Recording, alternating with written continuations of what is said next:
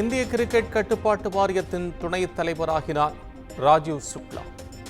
புதிய செயலாளராக அஸ்ஸாம் மாநிலத்தின் முன்னாள் முதல் தர கிரிக்கெட் வீரர் தேவ்ஜித் சாய்கியா நியமனம்.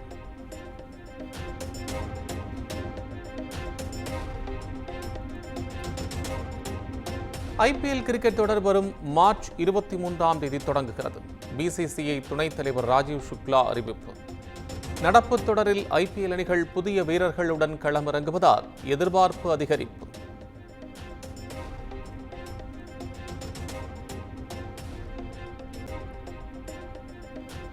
தேசிய கீதம் விவகாரத்தில் முதலமைச்சர் மு.க.ஸ்டாலினின் கருத்து சிறுபிள்ளைத்தனமானது. முதலமைச்சரின் ஆணவம் நல்லதல்ல என்றும் ஆளுநர் மாளிகை கடும் விமர்சனம்.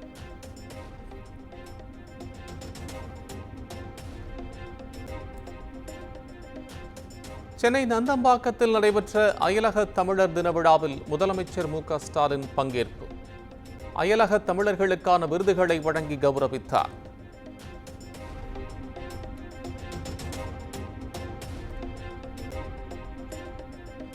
அல்லல் படும் அனைவரின் கண்ணீரையும் திமுக அரசு துடைத்து வருகிறது. தனது ஸ்டைல் சொல் அல்ல செயல் என்றும் முதலமைச்சர் பேச்சு.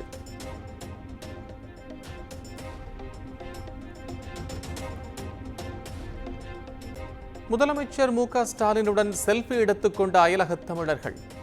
மகிழ்ச்சியுடன் செல்ஃபிக்கு போஸ் கொடுத்த முதலமைச்சர்.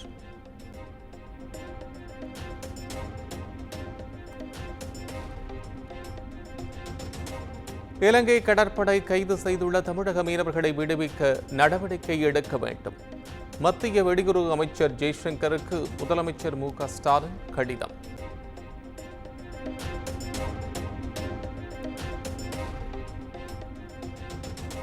ஈரோடு கிழக்கு இடைத்தேர்தலில் வருகிற 17ஆம் தேதி வேட்புமனு தாக்கல் செய்கிறது திமுக.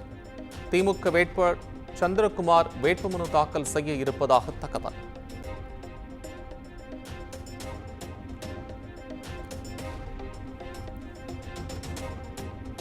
ஈரோடு கிழக்கு தொகுதி இடைத்தேர்தலில் பாஜக போட்டியிடாது என அறிவிப்பு. அதிமுக தேமுதிகவை தொடர்ந்து இடைத்தேர்தலை புறக்கணித்தது பாஜக.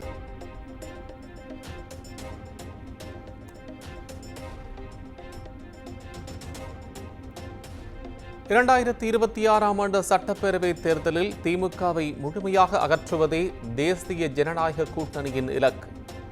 ஈரோடு கிழக்கு தொகுதி இடைத்தேர்தல் புறக்கணிப்பு குறித்து பாஜக மாநில தலைவர் அண்ணாமலை விளக்கம்.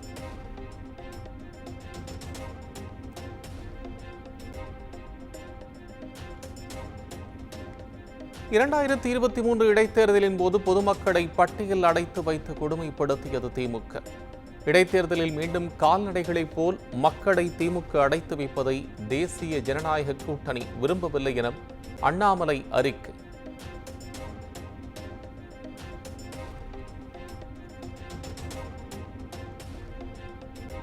ஈரோடு கிழக்கு இடைத்தேர்தலில் நாம் தமிழர் நிச்சயம் போட்டியிடும். பொங்கல் திருநாளன்று வேட்பாளரை அறிவிப்போம். கட்சியின் தலைமை ஒருங்கிணைப்பாளர் சீமான் பேட்டி.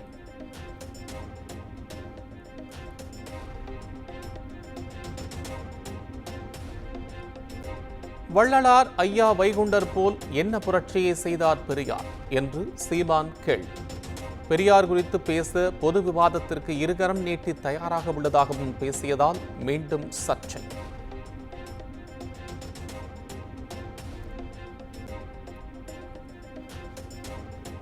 அரசியல் செய்ய வேண்டும் என்று பெரியாரை அவதூறாக பேசும் நண்பர்களை கண்டால் பரிதாபமாக இருக்கிறது. திராவிட கருத்தியலுக்கு எதிராக பேசுபவர்களை பார்த்தால் அவர்கள் மீது பரிதாபம்தான் வருகிறது என்றும் நடிகர் சத்யராஜ் வீடியோ வெளியீடு. பேர் சொன்னதுக்கு அப்புறம் நம்ம பெரியாருக்கு எதிராகவும் திராவிட கருத்தியலுக்கு எதிராகவும் புலம்புபவர்களை பார்த்து பரிதாபப்பட்டு அவங்களுக்கு ஆழ்ந்த அனுதாபங்களை மட்டும்தான் தெரிவிக்க முடியும்.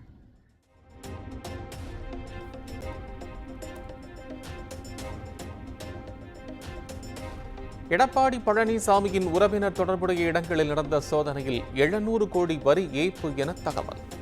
ராமலிங்கம் கன்ஸ்ட்ரக்ஷன்ஸ் தொடர்புடைய 26 இடங்களில் நடந்த சோதனையில் 10 கோடி ரூபாய் ரொக்கம், ஆவணங்கள் பறிமுதல்.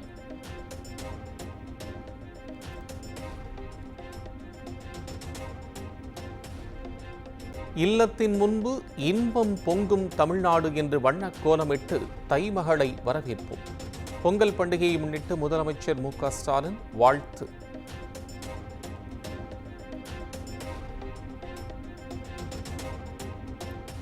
தமிழ்நாட்டில் பொங்கல் பண்டிகையை முன்னிட்டு மண்பானை, கரும்பு, பழங்கள் உள்ளிட்ட பொருட்கள் விற்பனை அமோகம். வாரச்சந்தை மற்றும் உழவர் சந்தைகளில் ஆர்வத்துடன் வாங்கிச் சென்ற மக்கள்.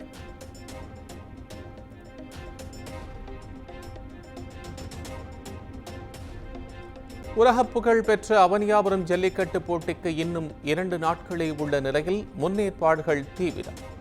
விழா மேடை, வாடிவாசல் உள்ளிட்ட பணிகள் தொடர்ந்து தீவிரமாக நடைபெற்று வருகிறது.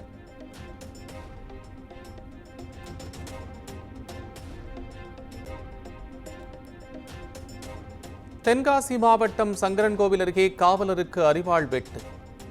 சரித்திர பதிவேடு குற்றவாளியின் இருப்பை பதிவு செய்ய சென்ற காவலரை வெட்டிய ரவுடியால் பரபரப்பு.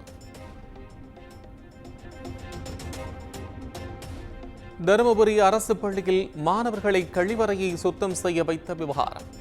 தலைமை ஆசிரியர் கலைவாணியை சஸ்பெண்ட் செய்து மாவட்ட கல்வி அலுவலர் நடவடிக்கை.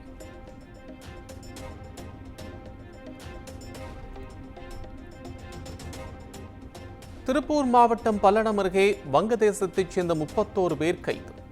போலி ஆதார் அட்டைகளை வைத்துக் கொண்டு சட்டவிரோதமாக தங்கியிருந்தது அம்பலம்.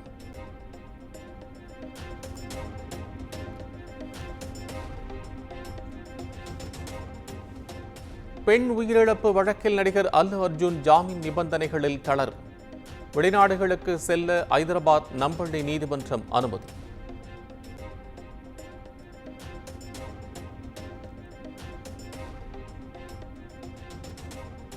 ட்ரம்ப் அதிபராக பதவியேற்கக்கூடிய நிகழ்வில் பங்கேற்கிறார் மத்திய அமைச்சர் ஜெய்சங்கர். 20ஆம் தேதி வெள்ளை மாளிகையில் நடைபெறும் நிகழ்ச்சியில் கலந்து கொள்கிறார்.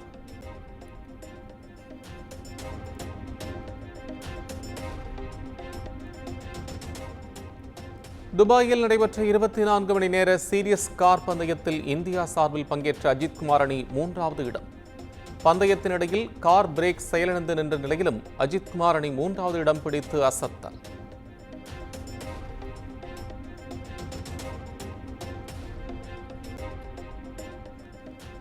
துபாய் கார் ரேஸில் தனது அணி டாப் 3 இடத்தை பிடித்ததால் அஜித் கொண்டாட்டம். தேசிய கொடியை கையில் ஏந்தி ரசிகர்களுடன் சந்திப்பு.